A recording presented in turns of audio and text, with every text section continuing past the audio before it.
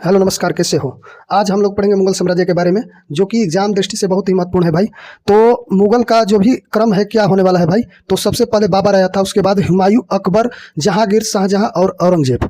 तो हम लोगों ने इसको इस प्रकार से ट्रिक बनाया है कि मिला बाह अकबर के, जहां शाहजहां का माने शाह का जेब था।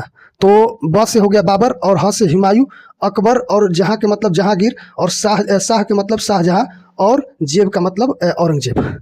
तो इसमें बाबर के बारे में पढ़ेंगे भाई, 1483 से 1530। इसके बारे में भी अगले स्लाइड में, इसी स्लाइड में हम लोग पढ़ेंगे। तब तक के लिए ये नोट डाउन कर लीजिए। इसका जन्म 1483 में फरगना में हुआ था, उज्बेकिस्तान में है जो वर्तमान में। मृत्यु इसकी 26 दिसंबर 1530 ईस्वी में।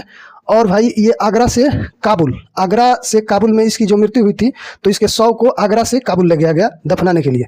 वंश ये तैमूर से, पिता की तरफ से तैमूर लंग का वंश था, और चंगेज खान माता की तरफ से था। तो ये बरलास जनजाति का है भाई। ये किस जनजाति में आता है, तो बरलास जनजाति। भाषा इसकी तुर्की है। और बाबरनामा को अब्दुल रहीम खाना ने लिखा है।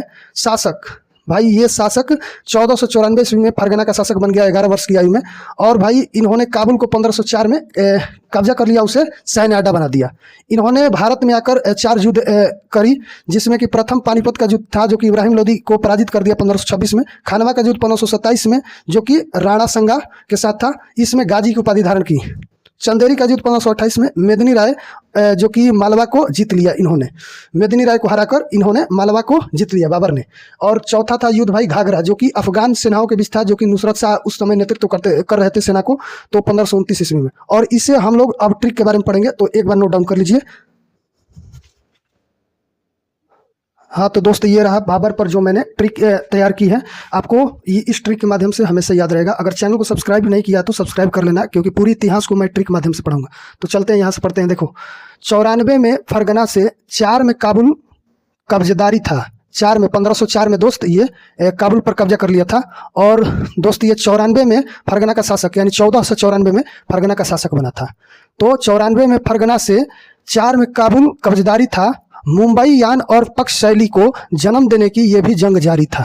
तो दोस्त, मुंबई यान और पक्ष शैली का जन्मदाता बाबर को बोला जाता है। तो अगला कदम सियालकोट में और लाहौर की बारी था। सियालकोट और लाहौर को भी इन्होंने जीता था भाई। तो अगला कदम सियालकोट में और लाहौर की बारी था। गाजी की उपाधि लिए बाबर अत्याचारी था। तो दोस्त, ये गाजी का उपाधि भी धारण किया था।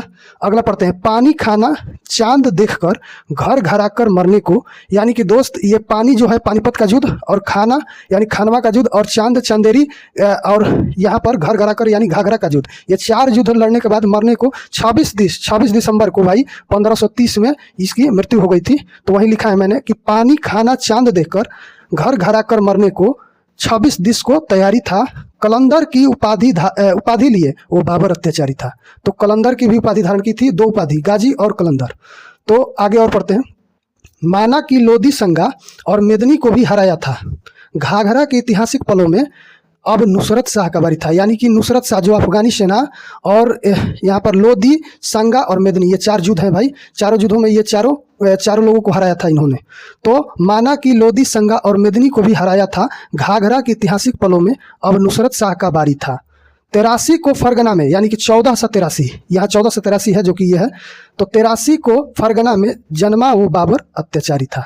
तो इस तरह हमने पूरी इतिहास को भाई यहाँ पर बाबर के इतिहास को जो भी है मैंने कवर कर लिया। जो भी छूट गई है तो कमेंट बॉक्स में बता सकते हो। तब तक के लिए अगले वीडियो में मैं एक नया सा फिर टॉपिक लेकर आऊँगा ट्रिक के साथ। थैंक्स।